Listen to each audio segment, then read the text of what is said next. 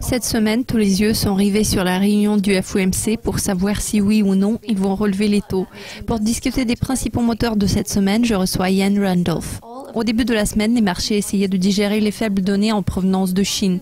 La production industrielle a augmenté moins que prévu, de 6,1% d'année en année, tandis que les investissements en immobilisation ont progressé au rythme le plus lent depuis 2000. Le marché boursier de la Chine a plongé de nouveau.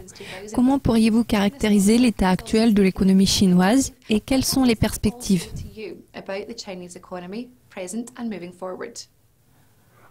À l'heure actuelle, nous observons un ralentissement général de l'économie chinoise. Il existe différentes manières de prendre le pouls de l'économie, le PIB, la production industrielle, mais le marché boursier a probablement le moins de valeur à cet égard. Le niveau d'épargne est excessif et il y a autant de liquidités sur ce marché, ça ressemble plus à un casino qu'à un indicateur réel de la performance sous-jacente des entreprises et de la performance économique. En tout état de cause, nous pouvons constater que nous observons un ralentissement. Les chiffres officiels sont censés être inférieurs à 7% l'an prochain. Je pense qu'il faut soustraire 1 ou 2% en termes de performance réelle de l'économie, mais cela est susceptible d'arriver l'année prochaine plutôt que cette année. La semaine dernière, la Banque centrale de Russie a cédé au pétrole et a maintenu les taux inchangés, mettant en évidence les préoccupations au sujet de la récente faiblesse du rouble et son impact potentiel sur l'inflation. Maintenant, les marchés émergents et leur monnaie subissent une pression baissière car les prix des matières premières sont sur le déclin. Envisagez-vous une stabilisation, Yann ? Je pense que ces marchés sont tous connectés entre eux. Les devises des marchés émergents s'affaiblissent, les prix des produits de base reculent et nous observons un ralentissement de l'économie chinoise. Certes, il existe une interdépendance, mais il est important de mettre la charrue avant les bœufs. La vraie raison est le ralentissement en Chine. Il exerce une forte pression à la baisse sur les marchés des produits de base et les prix du pétrole. Il contribue grandement au ralentissement de la croissance sur les marchés émergents car la Chine est un grand marché d'exportation. Nous voyons cette faiblesse générale et nous voyons clairement qu'elle a été entraînée par la Chine. Alors si nous cherchons à comprendre où se dirige le rouble et le prix du pétrole, nous devons d'abord comprendre où se dirige l'économie chinoise. Un problème récurrent est la crise des migrants. Lundi, l'Allemagne a fermé sa frontière avec l'Autriche. Évidemment, l'espace Schengen a été suspendu. Yann, quels sont à votre avis de véritables coûts et avantages économiques de la crise des réfugiés en Europe ?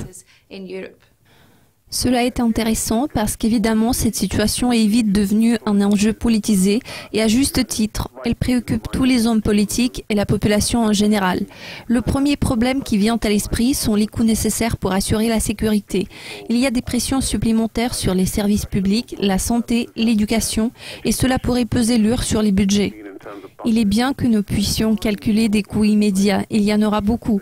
Par exemple, en Allemagne, il faudra 6 milliards d'euros supplémentaires. Mais comme ils ont un excédent budgétaire de 20 milliards d'euros, les Allemands peuvent facilement se le permettre. Il sera intéressant de voir comment ils vont gérer la situation.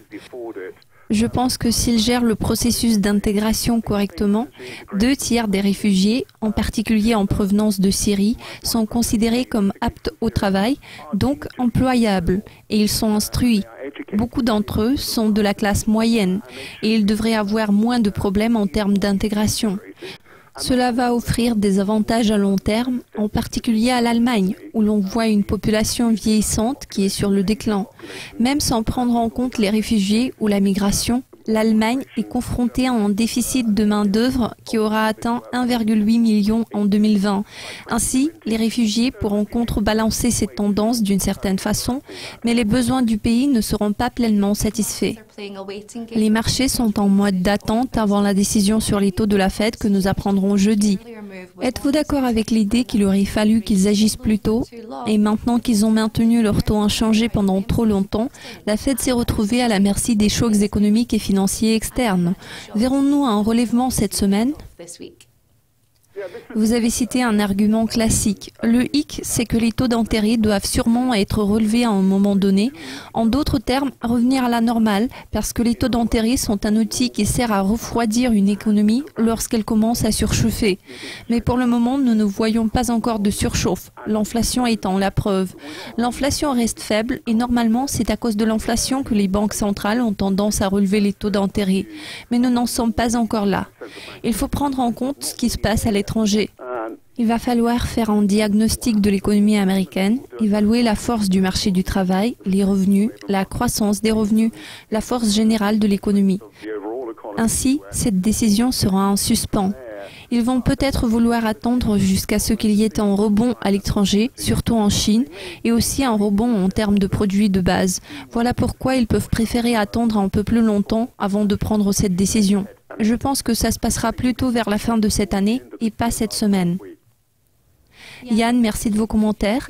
Merci de votre attention. Notre équipe vous tiendra bien au courant de tous les événements. Alors n'hésitez pas à cliquer régulièrement sur le site de Dukascopy TV. À la prochaine.